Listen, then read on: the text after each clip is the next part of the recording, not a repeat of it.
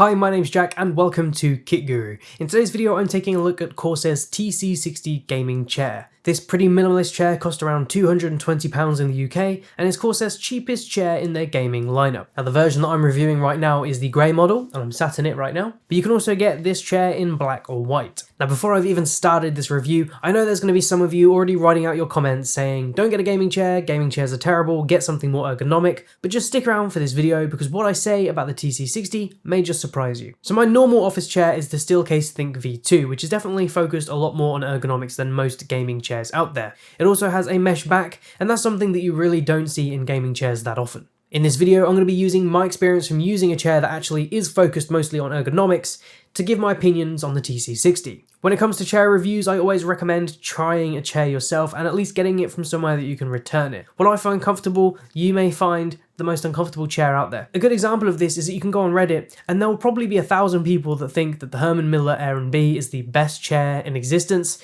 and there will be another 1,000 people that think it's the worst. So although what I say in this video may inform your buying decision, nothing is as good as actually trying the chair.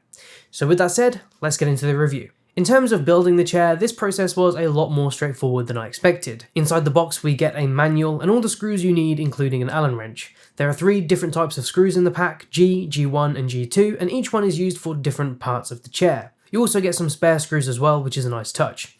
Now I started off by putting the gas lift into the base and then attaching the casters. Then I screwed on the main tilt and recline mechanism using the G screws. This was very quick to put together and I didn't have any issues with misalignment. Next, I screwed on the arms, which I found easiest by simply propping the seat up at a 45-degree angle. For this, you have to use G1 and G2 screws, and once you've screwed on one arm, it's a lot easier to attach the other one. Now once the tilt mechanism and arms are attached, there's not a lot left to do other than put on the backrest.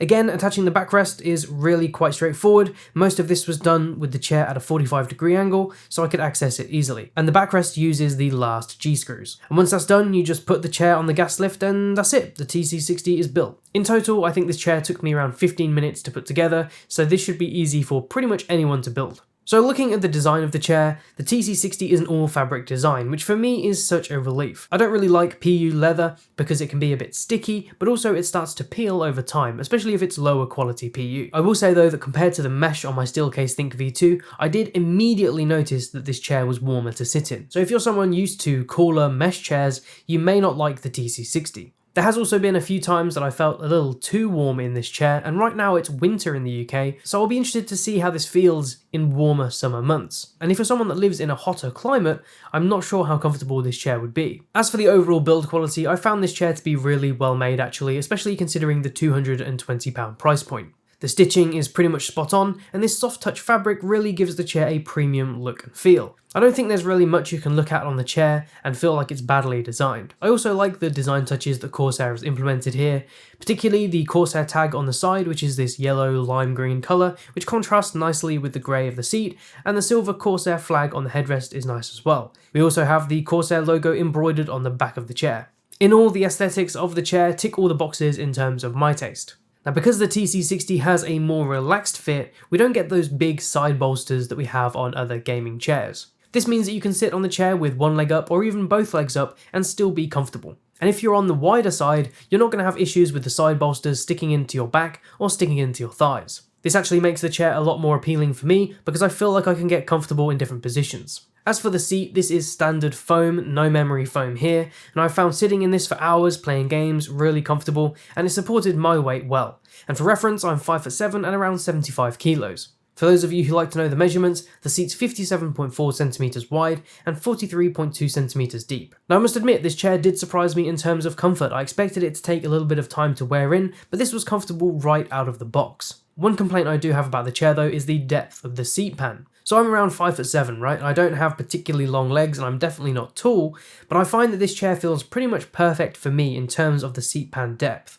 If you're someone that's got really long legs, I'll be interested to see how this chair would fit. There's also no way to actually adjust the seat pan, so if it is a little bit too short, well, there's not much you can do about it.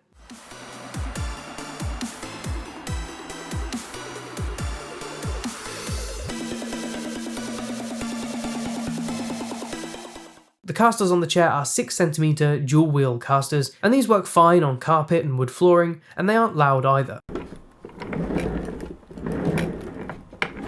As for the base of the chair, this is all plastic, and to be quite honest, I don't mind that at all. I'm not a big fan of metal on chair bases, particularly because over time it tends to scratch, especially if you're rubbing your feet up and down them all the time, but also I just don't like the look of it. At least with a plastic base, it's probably going to stay in better condition over time. If you're someone that likes putting your feet on the base of a chair, you may find it quite difficult with the TC60. I know you shouldn't really do this as it's not good for ergonomics, but I know that a lot of people do. I'm not entirely sure why it doesn't feel right. It might be down to the seat thickness, so you can't tuck your legs under enough to actually get your feet on the base, but for me anyway, my feet always feel like they're slipping off.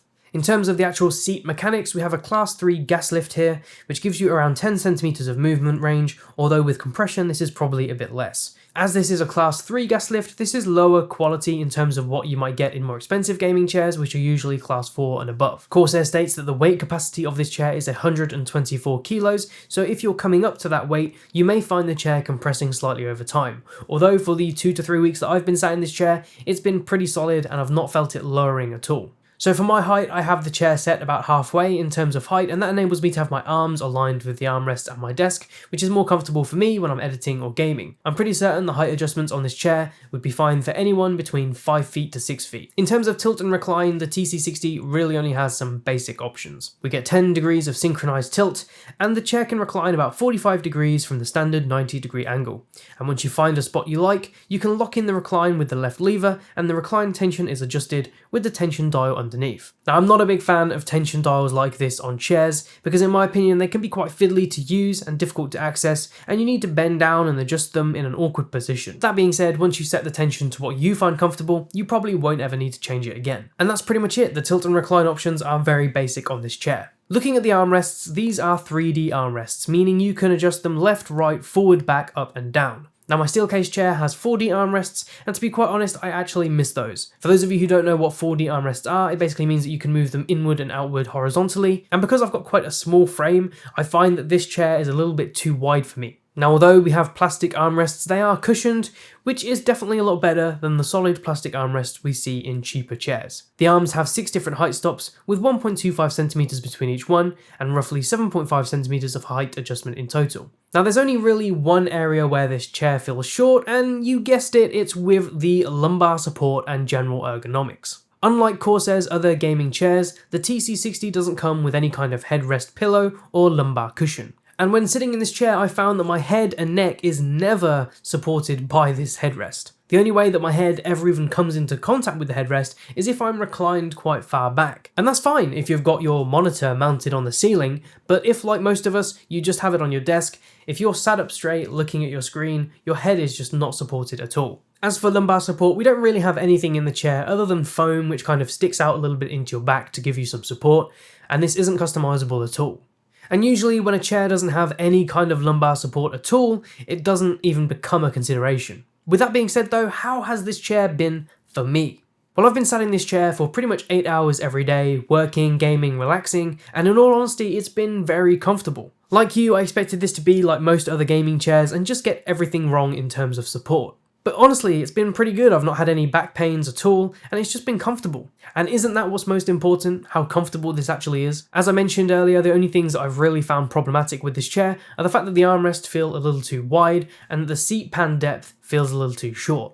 Other than that, this has been really comfortable for me. Overall, I think the TC60 is a very comfortable chair, and although we only have basic features in terms of the armrests and the tilt and recline, you still get some good options for the price. For example, there are more expensive chairs like the Razer Enkey that only has 2D armrests, and that costs £300. So really what we're getting here with the TC60 is pretty good. And if you're looking for a chair that has more options in terms of the armrests and the tilt and recline, then you might want to take a look at the Corsair T3 Rush, and you can find a review of that chair here on the Kit Guru YouTube channel or on the Kit Guru website. So the TC60 does offer some pretty great features for the price, and overall I'm pretty happy with it. So based on the fact that it's comfortable and the fact that I really like the design, I think that I can recommend this chair. So that brings me to the end of my review of the Corsair TC60. If you've enjoyed this video, be sure to leave a like, it really helps out the Kit Guru channel, and if you want to see more from us, be sure to subscribe and also hit that little bell icon and you'll be notified when Kit Guru uploads another video. You can support the channel by picking up some merch, as well as checking us out on Patreon. That's it from me, my name's Jack, you've been watching Kit Guru, and I'll see you in the next one.